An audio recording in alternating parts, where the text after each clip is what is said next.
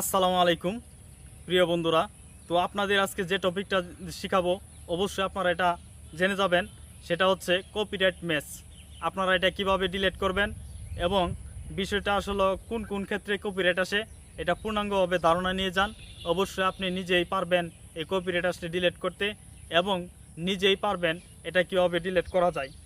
তো দেখুন এখানে কিন্তু এক ভাইয়ের একটা কপিরাইট আসছে, ভাই আমাকে স্ক্রিনশট দিছে।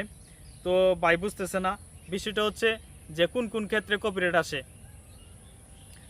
তখনই কপিরাইট আসে যখন আপনি এমন একটা ভিডিও তৈরি করবেন, যেমন আপনার ছবি দিয়ে রিলস তৈরি করলেন। যদি ছবি দিয়ে রিলস তৈরি করেন, এই ভাই কিন্তু দেখেন এখানে একটা ভুল করছে, সেটা হচ্ছে ওনার ছবি দিয়ে রিলস তৈরি করেছিল, ঠিক আছে। ওনার ছবি দিয়ে রিলস তৈরি করার ফলে ওনার এখানে কপিরাইট চলে আসে। তো এইখানে আপনার যদি দেখা এই যে কপিরাইট ম্যাচ, কপিরাইট মিলে গেছে, ঠিক আছে। তো আপনারা যারা এই যে ছবি দিয়ে রিলস তৈরি করেন, 5টা 6টা ছবি দিয়ে ক্যাপকাট থেকে টেমপ্লেট ব্যবহার করে ছবি রিলস তৈরি করেন এবং ক্যাপকাটের যে মিউজিকগুলো আছে সেগুলো সরাসরি ভিডিওতে, অর্থাৎ ছবি দিয়ে রিলস তৈরি করা ভিডিওতে দিয়ে সরাসরি ফেসবুকে দিয়ে দেন। দেখেন ভাই, ফেসবুক হচ্ছে আলাদা একটা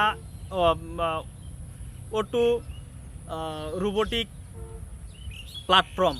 এখান থেকে আপনাকে অরিজিনাল অথেন্টিক কন্টেন্ট আপলোড করে ইনকাম জেনারেট করতে হবে।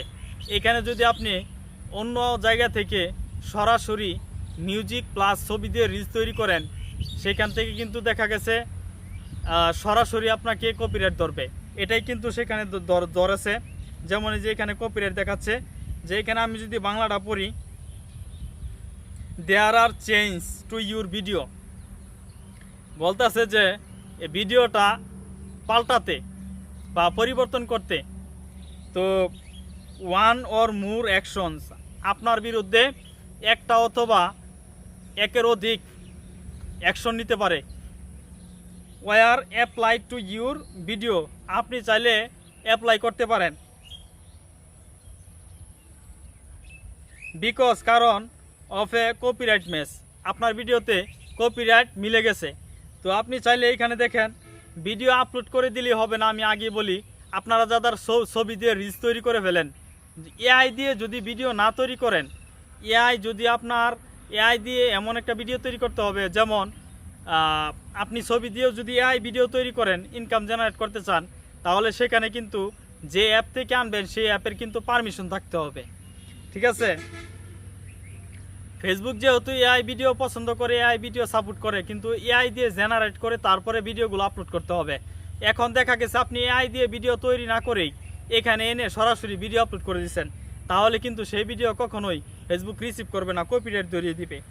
আর সেক্সুয়াল ভিডিও কখনো আপলোড করবেন না, কান্নাকাটি অ্যাক্সিডেন্টের ভিডিও সরাসরি ছেড়ে দিবেন না, রক্তারক্তি এরকম ভিডিও ছেড়ে দিবেন না, তাহলে কিন্তু কপিরাইট খাবেন।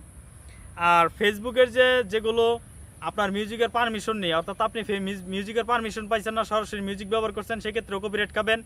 এবং দেখা গেছে আপনি ইনকাম জেনারেট করতে পারেন না, আপনাকে পেজের সামিশু ধরিয়ে দিবে, ঠিক আছে। এই যে এখানে সি ডিটেলস, এই সি ডিটেলসে গিয়ে আপনারা ক্লিক করবেন। তার পরবর্তীতে দেখবেন কন্টিনিউ আসতেছে, কন্টিনিউ ক্লিক করে সরাসরি পরে আসবে রিমুভ ভিডিও, সেখানে ক্লিক করেই আপনারা ডিলিটে ক্লিক করলে ডিলিট হয়ে যাবে। তো এভাবেই কিন্তু আপনারা চাইলে কপিরাইট ভিডিও ডিলিট করতে পারবেন। অবশ্যই যে কথাগুলো বললাম এগুলো কিন্তু একদম রিয়েল, মানতে চেষ্টা করবেন, তাহলে কখনো সমস্যা আসবে না। আশা করি বুঝতে পারছেন। সবাই ভালো থাকবেন, সুস্থ থাকবেন। আসসালামু আলাইকুম।